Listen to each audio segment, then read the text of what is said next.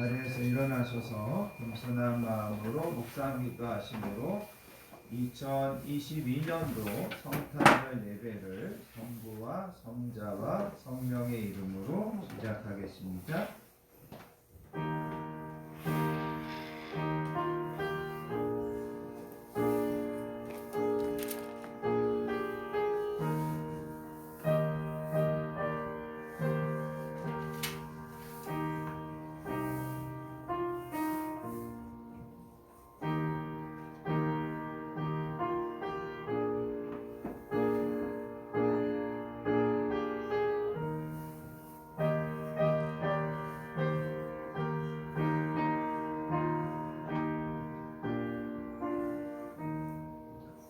천사가 이르되 무서워하지 말라. 보라, 내가 온 백성에게 미칠 큰 기쁨의 좋은 소식을 너희에게 전하노라. 오늘 다윗의 동네에 너희를 위하여 구주가 나셨으니 곧 그리스도 주시니라. 너희가 가서 강보에 쌓여 구유에 누워있는 아기를 보리니 이것이 너희에게 표적이니라 하더니 우연히 수많은 천군이 그 천사와 함께 하나님을 찬송하여 이르되 지극히 높은 곳에서는 하나님께 영광이요 땅에서는 하나님이 기뻐하시는 사람들 중에 평화로다 하니라. 아멘. 사랑과 은혜가 충만하신 아버지 하나님 감사합니다. 2000년 전에 이 땅에 아기 예수님을 보내주신 성탄을 맞아 하나님 앞에 영광 돌리며 또 그 아기 예수님을 기쁨으로 맞이하는 예배에 저희들을 불러주시니 감사합니다. 오늘도 최고의 하나님께 최선의 것으로 드려지는 예배 되기 원하며 영과 진리로 예배하며 우리 한 사람 한 사람을 거룩한 산 제물로 하나님 앞에 드려지는 예배 되기 원합니다. 그 옛날 구유에 누워있는 아기 예수님을 찾아 경배했던 목자들과 동방박사들의 그 마음처럼 이 시간 우리가 하나님 앞에 나아가 예배할 때 하나님 예배를 기쁘게 받아주시고 이 예배에 참여하는 모든 성도들에게 하나님의 큰 은혜와 축복의 시간으로 역사하여 주실 줄 믿습니다. 아멘. 성령 하나님께서 모든 예배를 주관하시고 인도하여 주시기를 소원하오며 우리를 사랑하여 주시는 존귀하신 예수님의 이름으로 간절히 기도합니다. 아멘. 아멘. 자, 자리에 앉으셔서 찬송가 122장 찬반 가운 성도여 함께 찬양하시겠습니다.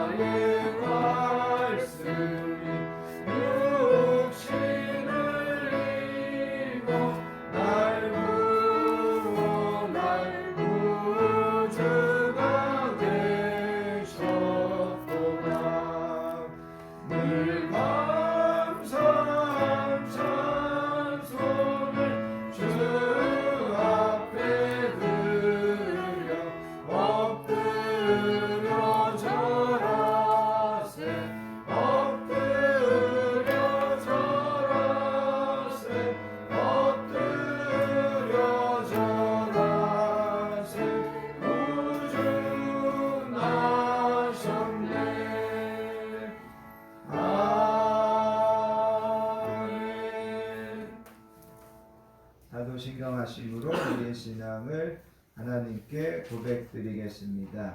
전능하사 천지를 만드신 하나님 아버지를 내가 믿사오며 그 외아들 우리 주 예수 그리스도를 믿사오니 이는 성령으로 잉태하사 동정녀 마리아에게 나시고 본디오 빌라도에게 고난을 받으사 십자가에 못 박혀 죽으시고 장사한 지 4일 만에 죽은 자 가운데서 다시 살아나시며 하늘에 오르사 전능하신 하나님 우편에 앉아 계시다가 저리로서 산자와 죽은 자를 심판하러 오시리라. 성령을 믿사오며 거룩한 공예와 성도가 서로 교통하는 것과 죄를 사하여 주시는 것과 몸이 다시 사는 것과 영원히 사는 것을 믿사옵나이다. 아멘. 이 시간에는 찬송가 뒤에 있는 교동문 119번 성탄절을 다 함께 찾으셔서 교독하겠습니다.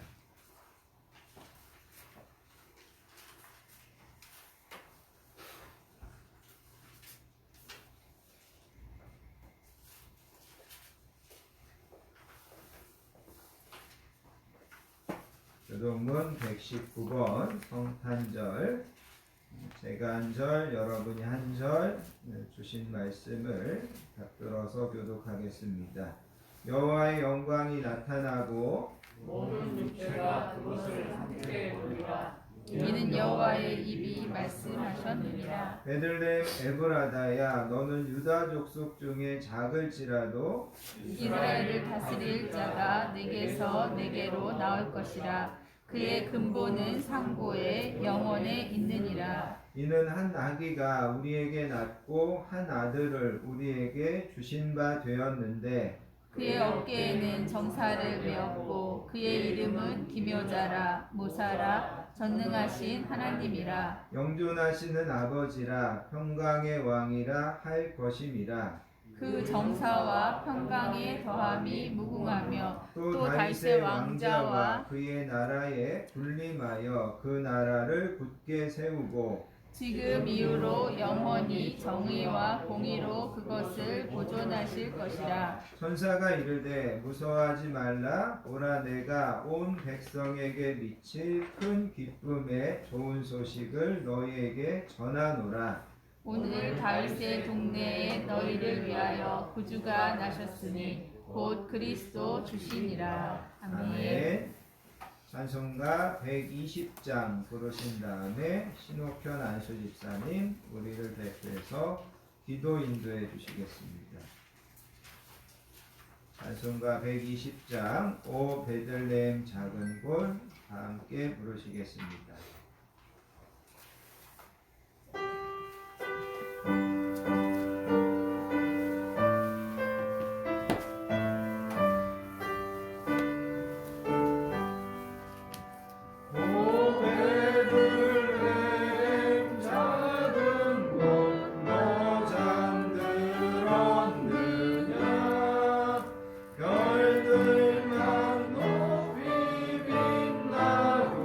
잠자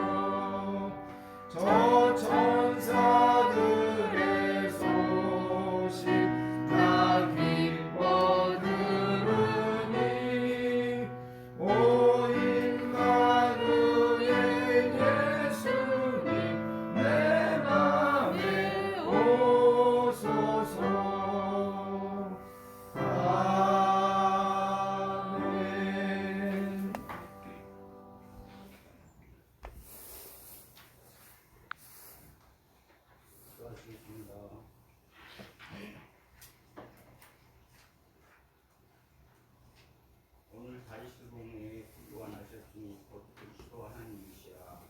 할렐루야. 이 땅에 육신이 있고 강림하신 하나님 아버지, 그 크신 은혜와 사랑을 하나님이시었건만 인간의 모습으로 이 땅에 오신 우리 주님을 사랑하며 찬양과 경배와 영광을 올려드립니다. 아멘. 받아주시옵소서. 아멘. 사랑의 주님, 죄와 멸망으로 가득한 세상에 저희들을 구원하시며 낮고 천한 이 땅에 오셔서 죄와 사망을 해결해 주시고 새 생명과 부활의 소망 속에 살아가게 하심을 감사를 드립니다. 아멘. 주님을 알지 못한 모든 곳에서 이 기쁜 소식을 온 세상에 전하기를 간절히 바라고 원하옵나이다. 아멘. 저희들을 이 도구로 사용하게 하여 주시옵소서. 아멘. 능력의 주님, 하늘보다 영광을 내려놓고 비천한 교회에 오셔서 왕국 권세를 내려놓고 섬기러 오셨습니다. 저희들도 주님을 조금씩 닮아가기를 원합니다. 아멘. 주옵소서.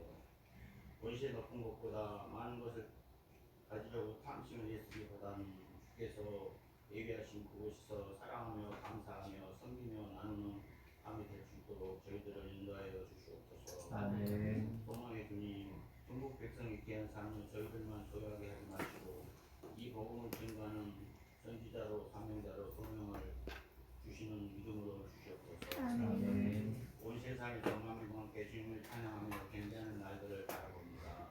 주님께 함께하여 주시옵소서. 우리 건강한 교회도 성장하고 공헌하게 도와주시옵소서. 아멘. 사랑하는 본의 풍성하신 아버지 하나님, 우리의 무지함과 장애의 용서를 내 맡기며 겸손하게 주님 앞에 나아가기 원합니다. 받아주시옵소서. 아멘. 나아가여 주시옵소서. 우리의 주님을 바로 알지 못함을 시인합니다. 교만하여 저질렀던 무리함도 용서하여 주시옵소서. 저희들을 알미 하나님을 알므로 최고하게 하옵소서. 아멘. 저희들은 진실로 하나님과 하나 되길 원합니다. 주님의 지혜를 지혜로 충만하게 채워 주시옵소서. 아멘. 영광의 주님, 전쟁과 죄로 지치고 병들고 낙심되고 외로운 우리의 삶을 주님의 희망의 빛으로 치유의 방선으로 해결해 주시고 형통함으로 나아갈 수 있도록 축복하여 주시옵소서. 아멘. 우리 대한민국 경제도 안보도 정치도 굳건하게 지켜주시며 안정 속에 성장할 수 있도록 이 민족을 붙잡아 주시옵소서. 아멘. 나라를 지키는 장군들 함께하여 주시옵소서. 수원도 튼튼하게 지켜주시고 한반도도 평화를 소화하며 평물도 앞당겨 주시옵소서. 아멘. 에베네셀 건강한 교회 본석들 한 해 동안 무탈하게 지켜주시며 감사를 드립니다.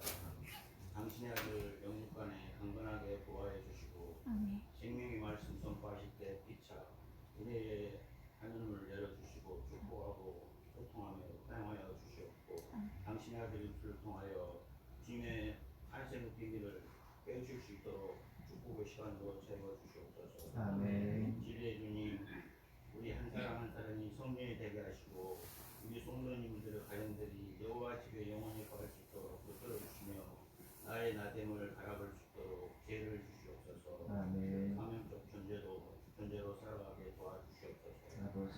좋은 시간부터 주님 홀로 영광 받으시고 성령께서 진행해 주실 것을 믿으며 이 예를 준비한 모든 손길들이 함께하여 주시옵소서. 아멘. 사랑합니다. 감사합니다. 우리를 구원하러 오신 예수님 이름으로 감사드리며 기도드렸습니다. 아멘.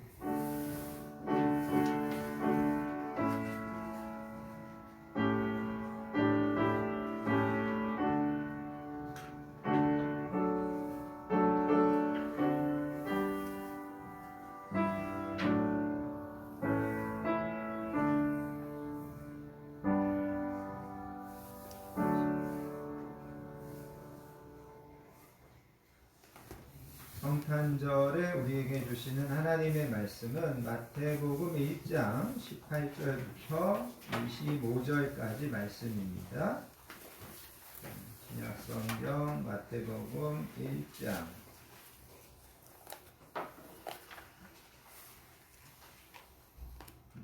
18절부터 25절까지 말씀.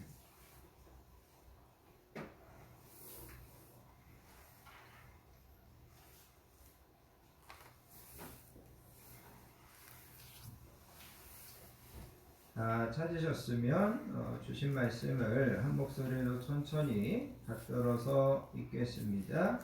예수 그리스도의 나심은 이러하니라. 그의 어머니 마리아가 요셉과 약혼하고 동거하기 전에 성령으로 잉태된 것이 나타났더니 그의 남편 요셉은 의로운 사람이라 그를 드러내지 아니하고 가만히 끊고자 하여 이 일을 생각할 때에 주의 사자가 현몽하여 이르되 다윗의 자손 요셉아 내 아내 마리아 데려오기를 무서워하지 말라.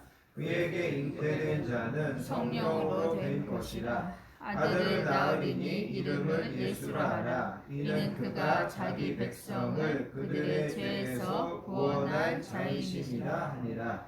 이 모든 일이 된 것은 주께서 선지자로 하신 말씀을 이루려 하심이니 이르시되 보라 처녀가 잉태하여 아들을 낳을 것이요 그의 이름을 임마누엘이라 하리라 하셨으니 이를 번역한즉 하나님이 우리와 함께 계시다 함이라. 요셉이 잠에서 깨어 일어나 주의 사자의 분부대로 행하여 그의 아내를 데려왔으나 아들을 낳기까지 동심하지 아니하더니 나음의 이름을 예수라 하니라. 아멘. 아기 예수님의 탄생을 축하하고 경배하는 성탄절 예배에 나오신 우리 모든 성도님들을 환영하고 축복합니다. 아멘. 정말 잘 오셨습니다. 우리가 이제 마태복음 1장을 읽으셨는데 여러분이 읽으셨던 1장 바로 그 다음 2장에 가서 보면 동방박사들이 별을 보고 아기 예수님을 찾아가다가 예루살렘에 들르게 됩니다. 그리고 사람들에게 물어봤습니다. 유대인의 왕으로 나시는 이가 어디 계시냐? 우리가 동방에서부터 그의 별을 보고 경배하러 왔다. 그렇게 이야기합니다. 그러자 성경은 2장 3절에 보면 이렇게 이야기하고 있습니다. 헤롯 왕과 온 예루살렘이 듣고 소동한지라. 유대인의 왕이 어디 계시냐? 이런 이야기를 하니까 헤롯 왕과 온 예루살렘이 듣고 소동했다라는 거죠. 그리고 헤롯 왕은 당시의 대제사장들과 서기관들과 이런 사람들을 불러다가 그러면 메시아가 그리스도가 어디서 나겠느냐 물었습니다. 그랬더니 성경을 연구하던 사람들이 베들레헴에서 예수님이 태어날 겁니다. 그렇게 알려주더라는 거죠. 그래서 결국 동방박사들은 다시 베들레헴으로 가게 됩니다. 그리고 성경은 직접적으로 오늘 우리가 읽은 이 본문 그 다음에 보면 예루살렘 성이 소동했지만 안타깝게도 그 많은 종교 지도자들 또 그 많은 사람들이 직접 예수님을 경배하러 간 사람은 목자들과 동방 박사들 밖에는 없었던 것을 우리는 보게 된다라는 겁니다. 여러분 오늘날도 마찬가지입니다. 성탄절을 맞이하여서 온 세상이 소동합니다. 거리마다 화려한 장식을 해놓고 선물을 주고받으며 좋은 식당에 모여서 맛있는 만찬을 먹고 밤늦게까지 술을 마시며 나름대로 성탄을 즐긴다는 거죠. 그런데 정작 아기 예수님을 경배하는 이 복된 예배에 참여하는 사람들은 소수의 선택된 사람들만 참여하는 것을 보게 됩니다. 그래서 2000년 전에 아기 예수님이 오신다라는 그 소식을 듣고 온 성이 소동했지만 그럼에도 예수님을 찾아가서 경배한 사람들은 소수였듯이 오늘날 수많은 사람들이 이 성탄을 시끌벅적하게 지내고 있지만 이 귀하고 복된 예배에 나와서 예배하는 자들은 소수의 선택된 자들만 하나님 앞에 나와 예배하고 있다는 거죠. 그런 면에서 오늘 예배에 나오신 여러분들을 더 특별하게 축복하고 또 더 특별하게 환영하며 우리가 이 마음으로 하나님 앞에 예배하고 아기 예수님을 경배하는 저와 여러분들 되시기를 바랍니다. 아멘. 오늘 우리에게 아기 예수님의 탄생의 소식을 전해주는 사람은 마태입니다. 마태의 본래 직업은 세리입니다. 세리는 여러 가지로 설명할 수 있겠지만 우리가 알고 있기로 우리가 짐작하기로 세리는 직업상 되게 정확하게 또 모든 것들을 꼼꼼하게 기록했을 것으로 추정됩니다. 마태는 그렇게 예수님의 탄생의 이야기를 우리에게 전해서 지금 전해주고 있다라는 거죠. 그런데 여러분 이제 우리가 예수님의 탄생의 이야기를 보면 마태복음에도 나오고 누가복음에도 나오는데 마태가 전하는 예수님의 탄생 이야기와 누가가 전하는 예수님의 탄생 이야기가 약간 다릅니다. 어떻게 다르냐면 마태는 예수님의 탄생의 이야기를 하면서 초점이 요셉에게 맞춰져 있습니다. 아버지 요셉에게 맞춰져 있고 그래서 천사가 요셉에게 먼저 나타납니다. 물론 이제 오늘 우리가 보시는 것처럼 이 마태복음에서는 천사가 요셉에게 직접 나타난 것이 아니라 꿈에서 이제 나타나게 됩니다. 그런데 마태에서는 천사가 요셉에게 나타나고 그 다음에 이 천사가 마리아에게 나타났다는 그런 이야기가 생략되어 있습니다. 근데 재밌는 것은 누가는 이 예수님의 아기 탄생의 이야기를 하면서 초점이 마리아에게 맞춰져 있습니다. 그래서 천사가 누구에게 나타나냐면 마리아에게 나타납니다. 그리고 누가는 이 천사가 마리아에게 나타났을 때 꿈에서 나타난 것이 아니라 실제에서 나타나게 됩니다. 그리고 이 누가복음에는 그 천사가 요셉에게 나타났다는 그런 이야기는 생략되어 있습니다. 그래서 마태가 전해주는 예수님의 탄생 이야기와 누가가 전해주는 예수님의 탄생 이야기가 약간 이렇게 차이가 있는데 제가 여러분들에게 가장 강조하고 싶은 것은 마태는 그 초점이 요셉에게 맞춰져 있습니다. 그래서 여러분 오늘 우리가 읽은 이 본문에 보면 요셉이 이 이야기에 물론 이제 진짜 주인공은 예수님이지만 이 이야기의 주인공이 요셉으로 등장하는 것을 보게 됩니다. 그래서 오늘은 이 마태가 전해주는 요셉을 중심으로 전해주는 이 예수님의 탄생 이야기를 들으면서 우리가 특별히 한 4가지를 좀 함께 생각하면서 은혜를 받기 원합니다. 먼저 마태는 예수님에 대해서 여러분 뭐라고 이야기하냐면 그 예수님은 성령으로 잉태된 것이다. 그거를 이야기합니다. 그래서 여러분 18절을 보시기 바랍니다. 18절에 보면 예수 그리스도의 나심은 이러하니라 그의 어머니 마리아가 요셉과 약혼하고 동거하기 전에 성령으로 잉태된 것이 나타났다. 성령으로 잉태된 것이 나타났다. 마리아에게 천사가 나타나서 너가 성령으로 잉태할 거다 그렇게 알려주기도 했고 또 마리아의 어떤 신체적인 변화 가운데 임신된 것이 이제 드러났던 것 같습니다. 그런데 그거는 성령으로 된 거다 그렇게 이야기합니다. 그 다음에 여러분 20절 보시기 바랍니다. 20절에 보면 이 일을 생각할 때에 주의 사자가 현몽하여 이르되 다윗의 자손 요셉아 내 아내 마리아 데려오기를 무서워하지 말라. 그에게 잉태된 자는 성령으로 된 것이다. 이거는 이제 천사가 요셉에게 하는 소리죠. 그러면서 요셉아 내 아내 마리아 데려오기를 무서워하지 말아라. 그에게 잉태된 자는 뭐로 됐다고요? 성령으로 된 것이다. 그렇게 이야기합니다. 그래서 여러분 이 마태가 예수님의 이야기를 전하면서 가장 먼저 이야기하는 것은 그 예수님은 성령으로 잉태된 것입니다. 그렇게 이야기합니다. 그리고 누가복음 1장에서도 여러분 마리아가 천사가 마리아에게 나타나서 그렇게 이야기합니다. 너가 이제 아들을 낳을 것이다. 너가 잉태하여 아들을 낳을 거다. 그렇게 이야기하죠. 그러자 마리아가 깜짝 놀랍니다. 아니 내가 남자를 알지 못합니다. 남자를 사귀보지도 않았고 남자와 동침한 적도 없고 그런데 어떻게 내가 아들을 낳습니까? 그렇게 이야기하자 천사가 대답합니다. 성령이 내게 임하시고 지극히 높으신 이의 능력이 너를 덮으시리니 이러므로 나실 바 거룩한 이는 하나님의 아들이라 일컬어지리라. 그래서 여러분 누가복음에서도 마리아에게 천사가 나타나서 너가 아들을 낳는데 성령으로 잉태해서 아들을 낳을 거다. 그렇게 이야기하고 있다라는 거죠. 자, 그래서 마태도 그렇고 누가도 그렇고 예수님의 탄생에 대해서 분명히 이야기하는데 예수님은 마리아가 요셉과 동침해서 아들이 잉태된 것도 아니고 마리아가 뭐 부정을 해가지고 다른 남자를 만나서 잉태된 것도 아니고 예수님은 성령으로 잉태된 거다. 이거를 이야기합니다. 그리고 예수님이 성령으로 잉태됐다고 하는 것은 그 안에 여러 가지 의미와 해석이 담겨져 있는데 먼저는 예수님은 정확하게 이야기하면 생물학적으로는 요셉의 아들이 아니라는 겁니다. 요셉의 아들이에요? 요셉의 아들이 아니에요? 아니죠. 성령으로 잉태된 것이기 때문에. 요셉의 정자로 임신된 것이 아니라 예수님은 성령으로 잉태됐습니다.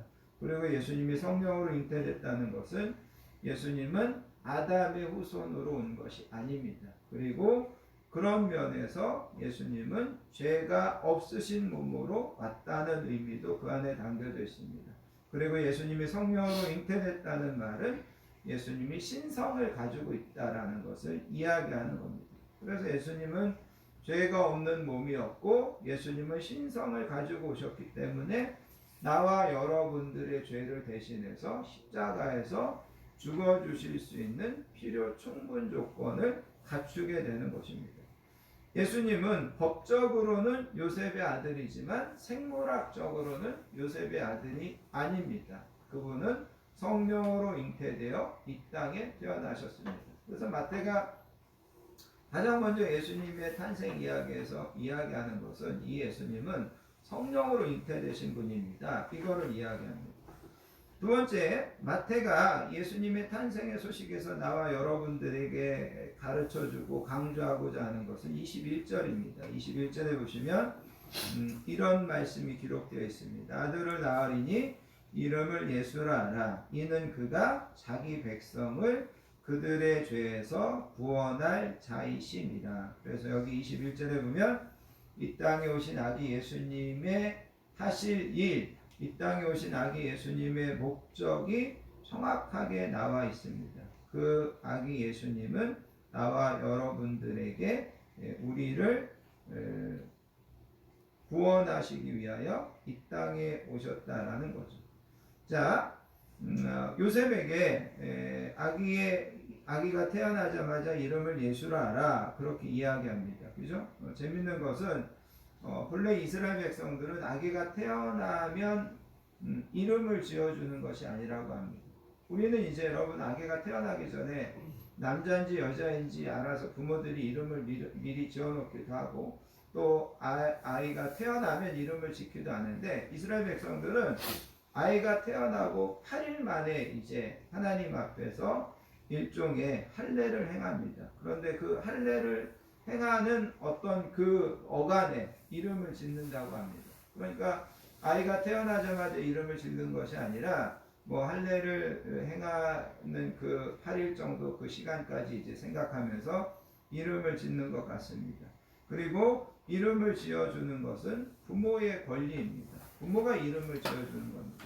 그런데 예수님은 태어나기 전에 이름이 지어졌습니다. 그리고 예수님은 마리아나 요셉이 그 이름을 지어준 것이 아니라 하나님께서 그 이름을 지어줬습니다. 그리고 더 중요한 건 그 이름의 뜻인데 그 이름의 뜻은 자기 백성을 그들의 죄에서 구원할 자이십니다. 그래서 예수님은 이 땅에 오실 목적이 뭐냐면 자기 백성을 그들의 죄에서 구원하기 위하여 오셨다는 거죠. 여기 자기 백성이라는 것을 우리가 굳이 이스라엘 민족 유대인만으로 국한할 필요는 없습니다. 죄 가운데 있는 모든 인류를 구원하시기 위하여 예수님이 오셨다는 거죠. 예수님이 오실 때 이스라엘은 로마의 지배를 받고 있었습니다. 그래서 많은 사람들이 예수님이 오셔서 뭐 오병이어의 기적을 일으키고 그럴 때 많은 사람들은 저 예수님이 우리를 로마의 지배에서 해방시켜줬으면 좋겠다. 그래서 그 예수님을 어떤 정치적인 메시아로 많은 사람들이 좀 바라보고 있었습니다. 그렇게 생각하고 있었습니다. 그런데 예수님은 뭐라고 이야기하냐면 우리를 죄로부터 해방시켜 주시기 위해서 오신 것이지 정치적인 억압이나 경제적인 불평등이나 육체적인 정신적인 질병이나 그런 것들로부터 구원해 주러 오신 것은 아니라는 거죠. 물론 그런 것도 이제 예수님께서 하셨습니다. 그런데 예수님은 우리를 죄로부터 구원해 주러 오셨습니다. 왜냐하면 죄 문제가 나와 여러분들에게 가장 근원적이고 가장 고통스러운 문제이기 때문에 예수님은 죄 문제를 해결해 주러 오셨다라는 거죠.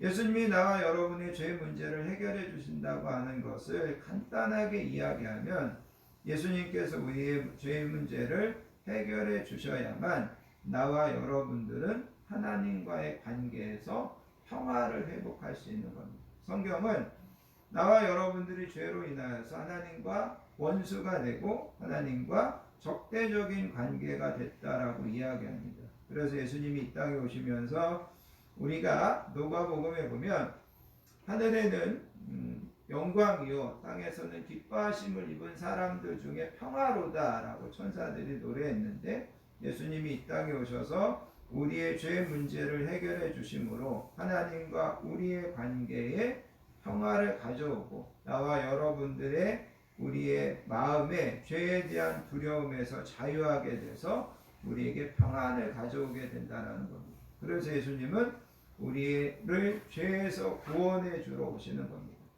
사도행전 4장에 가서 보면 베드로 사도가 이렇게 담대하게 선포합니다. 천하 인간의 구원을 얻을 만한 다른 이름을 우리에게 주신 일이 없다. 여러분 그 어떤 사람도 내가 너희들의 죄 문제를 해결하러 왔다 그렇게 주장하는 사람도 없고 그것을 성취한 사람도 없습니다. 그런데 예수님은 분명히 이야기합니다. 우리의 죄 문제를 우리를 죄에서 구원해 주러 오신 거다. 그렇게 이제 마태는 예수님을 이야기합니다. 그 다음에 여러분 세 번째로 마태가 예수님의 탄생 이야기를 하면서 우리에게 강조하는 것이 뭐냐면 여러분 22절을 보시기 바랍니다. 22절에 보면 이 모든 일이 된 것은 주께서 선지자로 하신 말씀을 이루려 하심이니 그렇게 이야기합니다. 그래서 이 모든 말씀이라고 하는 것은 앞에서 우리가 살펴봤던 것처럼 예수님이 성령으로 잉태되고 예수님이 우리의 죄를 위하여 태어나시고 이런 모든 것들이 되는 것은 예수님이 선지자로 말씀하신 것을 이루려 한다. 그래서 여러분 여기 22절에 나와 있는 이 모든 것이 된 것은 주께서 선지자로 하신 말씀을 이루려 하심이다라고 하는 이 표현이 마태복음에는 무려 12번이나 반복됩니다. 그래서 마태는 예수님의 이야기를 이렇게 쭉 쓰다가 거기 가서 뭐라고 이야기하냐면 이 모든 것이 된 것은 예수님께서 선지자들에게 예언된 것을 이루려고 이렇게 하신 거다. 이런 표현들을 이제 마태는 반복해서 사용하는 것을 보게 됩니다. 그러면서 마태가 여기에서 나와 여러분들에게 이야기하려고 하는 것은 뭐냐면 예수님이 이 땅에 오시고 또 예수님이 나와 여러분들의 죄를 위하여 십자가에서 죽으시고 이런 모든 것들이 그 옛날 이미 선지자들이 예언했던 것 그것을 예수님이 그대로 이루시고 그대로 성취하는 것이다. 그렇게 이야기하고 있습니다. 그래서 여러분 23절에 나와 있는 여러분 23절에 보면 보라 처녀가 잉태하여 아들을 낳을 것이요 그의 이름은 임마누엘이라 하리라. 이게 이제 예수님이 태어나시기 전에 약 700년 전에 이사야 선지자가 했던 예언입니다. 그런데 이 예언의 말씀도 바로 예수님에 대한 말씀이라는 거죠. 그래서 여러분 이번에 제가 설교를 준비하면서 여러 가지 어떤 자료를 좀 찾아보니까 예수님에 관해서 무려 16명의 선지자들이 예수님에 대해서 예언을 했다고 합니다. 그리고 구약에는 총 456회에 걸쳐서 예수님의 나심에 대해서 예언되어 있고 예수님이 태어나시고 예수님이 어디서 자라시고 예수님이 뭐 어떻게 십자가에 돌아가시고 이걸 주제별로 묶어놔도 예수님에 대해서 구약은 32가지 주제로 예수님에 대해서 예언해 놓고 있다라는 겁니다. 그래서 여러분 예수님이 이 땅에 태어나신 것은 우연히 태어나신 것이 아니라 이미 구약의 선지자들을 통하여서 다 예언되어 있었고 약속되어 있었고 그거를 예수님께서 이 땅에 오셔서 하나하나 다 성취하시고 이루시고 그것이 바로 예수님의 삶이었다라고 마태는 예수님을 그렇게 소개하고 있습니다. 그래서 마태가 세 번째로 강조하는 것은 예수님은 이미 선지자들을 통하여서 예언됐던 것을 다 이루시고 성취하시는 분이었습니다. 이렇게 예수님을 소개하고 있다는 것입니다. 자, 그 다음에 여러분 마태가 소개하는 예수님의 네 번째 이야기에서 중요한 것은 뭐냐면 여러분 23절에 있는 말씀에서 맨 마지막 말씀입니다. 예수님이 아들을 낳을 건데 보라 처녀가 잉태하여 아들을 낳을 건데 그의 이름을 임마누엘이라 하리라. 그리고 그 이름을 번역한즉 하나님이 우리와 함께 계시다 함이라. 이 말은 예수님이 이 땅에 오신 것은 나와 여러분들에게 무엇을 가르쳐 주냐면 하나님이 우리와 함께 계시다는 것을 가르쳐 주기 위해서 하나님이 항상 우리와 함께 한다는 것을 나와 여러분들에게 깨닫게 해주기 위하여 예수님이 이 땅에 오셨다라는 겁니다. 이사야서 49장 14절에 보면 이런 말씀이 있습니다. 오직 시온이 이르기를 여호와께서 나를 버리시며 주께서 나를 잊으셨다 하였거니와 여인이 어찌 그 젖먹는 자식을 잊겠으며 자기 태에서 난 아들을 긍휼히 여기지 않겠느냐. 그들은 혹시 잊을지라도 나는 너를 잊지 아니할 것이다.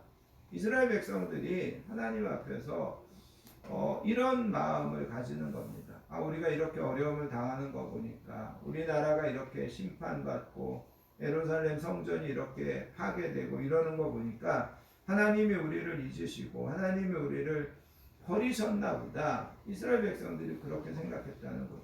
근데 하나님께서 이사야 선지자를 통해서 이야기합니다. 내가 너네들을 어떻게 버리고 내가 너네들을 어떻게 잊겠냐. 야, 그 아들을 낳은 그 젖먹는 아들을 낳은 그 어미가 그 자식을 잊을 수 있겠냐?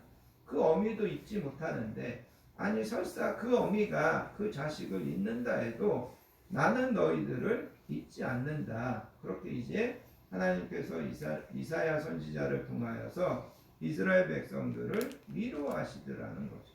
그래서 여러분 하나님은 지금도 나와 여러분들에게 하나님이 우리와 함께 계시다라는 것을 확인시켜 주시고 나와 여러분들에게 분명히 알려주시기 위하여 이 땅에 예수님을 보내주셨다라는 거죠. 니그렌이라고 하는 되게 유명한 신학자가 있는데 이 사람이 이런 이야기를 했습니다. 세상의 모든 철학, 세상의 모든 종교, 사상 이거를 둘로 나눌 수 있는데 한 가지는 뭐냐면 사람들이 심게 사람들이 하나님께 나아가려고 하는 것이 있다라는 거죠. 선행이나 수도나 극기나 고행이나 이런 것들을 통해서 어떻게든지 신에게 가까이 가려고 하는 그런 한 가지 길이 있다라는 겁니다. 그런데 또 한 가지 길은 뭐냐면 하나님께서 인간에게 오시는 것이라는 거죠. 하나님이 하늘의 높은 보좌에 가만히 앉아서 하나님께서 나와 여러분들에게 올라오기만을 팔짱 끼고 기다리는 분이 아니라는 겁니다. 그분은 친히 우리를 만나주시기 위하여 육신을 입고 이 땅에 오셨고 그분은 어린아이의 몸에 갇히시고 말구 위에 누이시고 나사렛 목수의 아들로 물질적인 가난과 정치적인 억압도 다 경험하시고 그러면서 하나님께서 나와 여러분들에게 주시는 메시지는 뭐냐면 내가 너와 항상 함께 한다는 겁니다. 너가 지금 어떤 어려움에 있든지 너가 지금 어떤 상황에 있든지 나는 너와 함께하고 있다. 내가 너를 알고 있다. 내가 너를 보고 있다. 내가 너와 함께 해주겠다. 이게 바로 하나님께서 예수님을 보내셔서 나와 여러분들에게 주시는 위로고 나와 여러분들에게 주시는 깨달음이라는 겁니다. 여러분 구약에 보면 다니엘이 사자굴에 들어가 있었습니다. 그런데 하나님께서 그 다니엘과 함께 그 사자굴에 들어가 있었다는 거죠. 다니엘의 세 친구들이 풀무불에 던져졌습니다. 근데 하나님께서 그 세 친구들과 함께 거기에 들어가서 그을리지도 않고 불냄새도 내지 않도록 그 세 친구들을 지켜주시고 보호하시더라는 거죠. 하나님은 나와 여러분들에게 이 땅에 보내신 아기 예수님을 통하여서 지금도 분명히 말씀하십니다. 내가 너와 함께하고 있다. 아멘. 외로워하지 말고 두려워하지 말고 힘들어하지 말아라. 그거를 우리에게 확인시켜 주시기 위하여 예수님을 이 땅에 보내신 거다. 그렇게 마태는 예수님에 대하여 소개하고 있다라는 겁니다. 여러분, 결론적으로 여러분 간단하게 두 가지를 좀 이야기하기 원하는데, 먼저 여러분 24절을 보시기 바랍니다. 24절에 보면 요셉이 꿈에 비몽사몽간에 천사가 나타나서 마리아 데려오기를 두려워하지 말아라. 마리아는 성령으로 잉태된 거다. 그런 이야기를 하고 너 아들을 낳을 건데 이름을 예수라 하라. 그렇게 이야기하고 임마누엘이라 하나님이 너희와 함께 하실 거다. 그런 이야기도 해주셨습니다. 자, 그 다음에 24절에 보면 요셉이 잠에서 깨어 일어나 주의 사자의 분부대로 행하여 그의 아내를 데려왔다. 그렇게 이야기합니다. 사실 요셉은 처음에 마리아가 임신했다는 소식을 듣고 되게 당황했을 거고 또 한편에서는 되게 배신감을 느꼈을 겁니다. 그죠? 어떻게 나하고 정혼했는데 임신이 됐다는 거야. 그러면서 되게 당황하기도 하고 또 되게 화가 나기도 했을 겁니다. 그런데 여러분 성경에 보면 19절에 가서 보면 요셉은 이거를 드러내지 않고 가만히 끊고자 했다.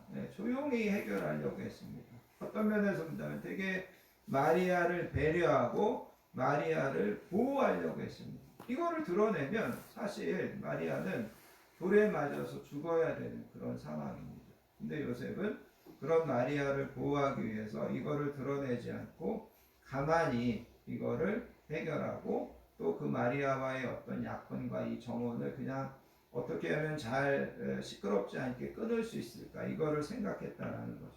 근데 천사가 나타나서 아까 이야기한 것처럼 다 이야기해 줍니다. 그리고 나서 여러분 이제 요셉이 잠에서 깨어나서 주의 사자의 분부대로 행하여서 그의 아내를 데려왔다는 거죠. 물론 요셉에게도 뭐 인간적인 갈등이 있겠죠. 그래서 이 여자를 데려와서 이 여자가 아이를 낳았을 때 그 이후에 사람들은 나에 대해서 혹은 마리아에 대해서 얼마나 말들을 많이 할까, 얼마나 쑥덕거릴까, 얼마나 조롱하는 말을 내가 들어야 될까, 또 그 아이를 통하여서 우리에게 어떤 일들이 펼쳐질까, 그런 인간적인 생각을 한다면 사실 이거를 받아들이고 이거를 순종하는 것이 결코 쉽지 않다라는 거죠. 그런데 요셉은 하나님의 말씀에 순종해서 그의 아내를 데리고 옵니다. 그리고 아기를 낳기까지 동침하지 아니하고 그 마리아를 거룩하게 구별하고 거룩하게 지켜주는 것을 볼 수 있습니다. 그런 면에서 본다면 이 요셉이 정말 이 예수님의 이야기에 예수님 다음 가는 주인공으로 쓰임받기에 충분하다라는 것을 우리가 느낄 수 있다는 거죠.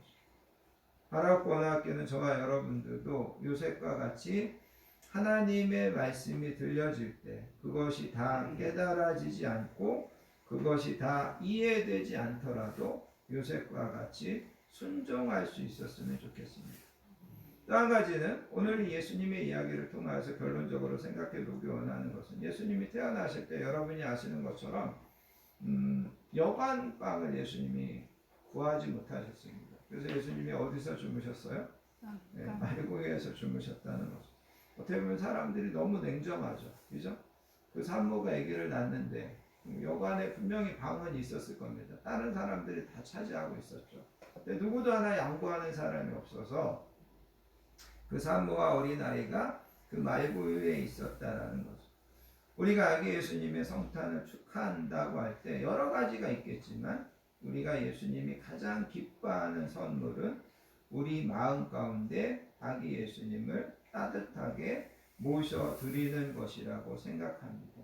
내 마음의 중심에, 내 마음의 가장 깨끗하고 아름다운 곳에 예수님을 모셔드리는 것, 그것이 최고의 예수님에 대한 선물이고 예수님이 가장 기뻐하시는 것임을 여러분 기억하시기를 바랍니다. 아멘. 그럴 때 오늘 본문에 나와 있는 것처럼 제사함의 복도 우리가 받게 되고 하나님이 어디에서 무엇을 하든지 함께 해주시는 복도 우리가 받게 될 것입니다. 다시 한번 이 성탄을 맞이하여서 우리의 마음을 가장 깨끗하고 아름답고 정결하게 구별해서 그 마음에 예수님을 모셔드리기로 결단하시는 저와 여러분들 되시기를 예수님의 이름으로 축복합니다. 아멘. 기도하겠습니다. 하나님 아버지 감사합니다. 2000년 전에 아기 예수님을 저희들에게 보내주시고 또 그날을 기념하여 이렇게 함께 모여 하나님 앞에 예배로 영광 돌리며 아기 예수님의 탄생의 소식을 함께 나누게 하여 주시니 감사합니다. 아멘.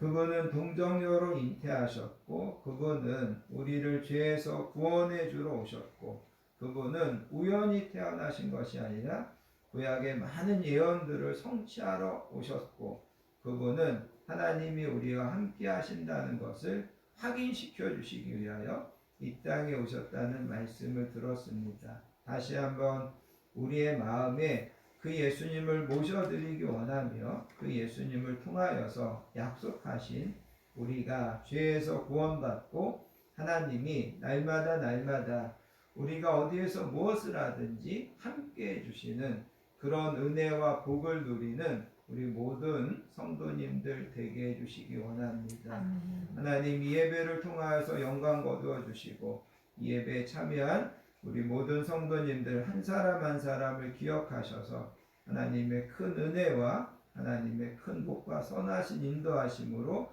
날마다 이끌어 주시기 원합니다. 아멘. 감사드리며 사랑 많으신 예수님의 이름으로 간절히 기도합니다. 아멘. 아멘. 찬송가 116장 부르시면서 하나님 앞에 준비하신 예물 드리도록 하겠습니다.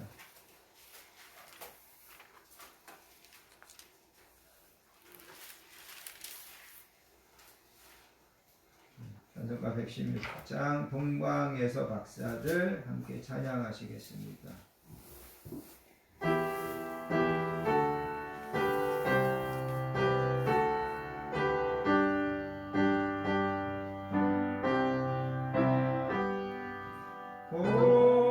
동방에서 박사들 귀한 예물 가지고 산을 넘고 물을 건너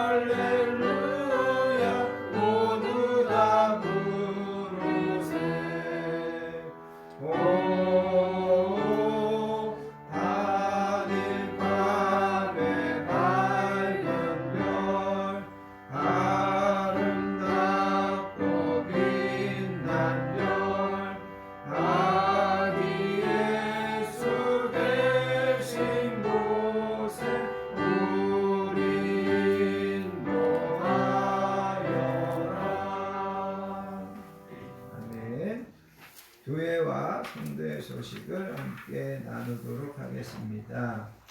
하늘에는 영광, 땅에는 평화로다. 우리를 구원하시기 위해 육신을 입고 이 땅에 오신 아기 예수님의 탄생을 환영하고 축하합니다. 기쁘고 복된 성탄 예배에 나오신 모든 분들을 예수님의 사랑으로 환영하고 축복합니다.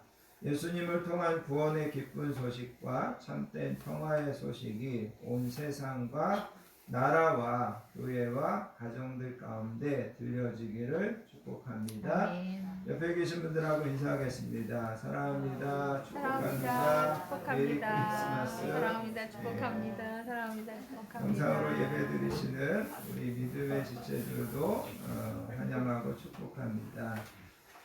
23년도 달력이 준비되었습니다. 가정마다 꼭 가져가셔서 한 해 동안 잘 사용하시기 바랍니다. 올해가 이제 일주일 남았습니다. 지혜롭게 잘 결산하시고 또 하나님께서 올해를 잘 선하게 형통하게 매듭지어 주시는 한 해가 되기를 바랍니다. 올해가 이제 1월 1일이 주일이라 송구영신 예배가 조금 애매한데 그럼에도 불구하고 31일 날 토요일 날 11시에 송구영신 예배를 드리고 그 다음날 1월 1일 아침에 신년 감사 예배를 드리겠습니다. 여러분이 스케줄을 그렇게 맞춰주시면 감사하겠습니다. 성탄을 축하하고 기쁨을 나누는 떡을 준비했습니다. 우리 심호편 조경자 집사님 가정에서 준비해 주셨는데 다 같이 나누시고 또 여러분 맛있게 드시고 계속해서 추워지는 날씨에 건강하게 보내시고 한 해 잘 보내시는 우리 모든 성도님들 되시기 바랍니다. 송구영신 예배, 신년 감사 예배, 그 다음에 1월 8일 주일 예배 기도 맡으신 분들 잘 준비해 주시면 감사하겠습니다. 다 자리에서 일어나셔서요. 찬송가 114장 찬양하신 다음에 드려진 예물을 위하여 축복 기도한 후에 축도로서 성탄 감사 예배를 마치겠습니다.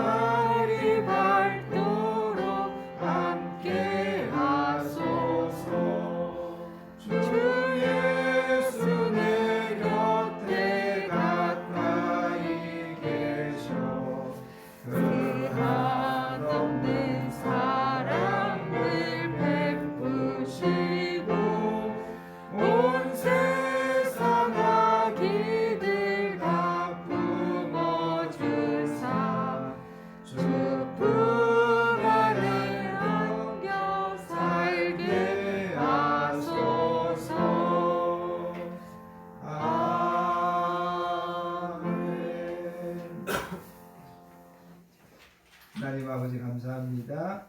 성탄절 예배를 맞아 하나님 앞에 나와 시간과 마음을 구별하여 예배드리며 그 예수님께 나아가 그 예수님을 축하하고 환영하며 감사하는 저희들의 이 모든 성도님들의 마음을 하나님 기쁘게 받아주시기 원합니다.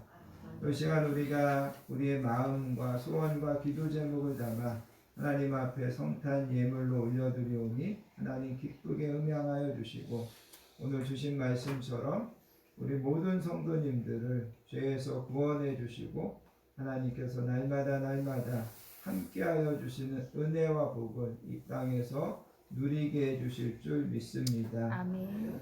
이제는 우리 주 예수 그리스도의 크신 은혜와 성부 하나님의 극진하신 사랑과 성령님의 내주하심, 충만하심, 동행하심의 축복이 성탄 예배로 하나님 앞에 영광 돌리며 그 아기 예수님을 다시금 우리 마음의 중심에 모시고 살기로 결단하는 사랑하는 모든 성도님들 머리머리 위에와 그의 가정과 자녀들 위에 이 나라와 이 민족 위에 우리 건강한 교회 위에 이제로부터 영원토록 함께 하시옵기를 간절히 축원하옵나이다. 아멘.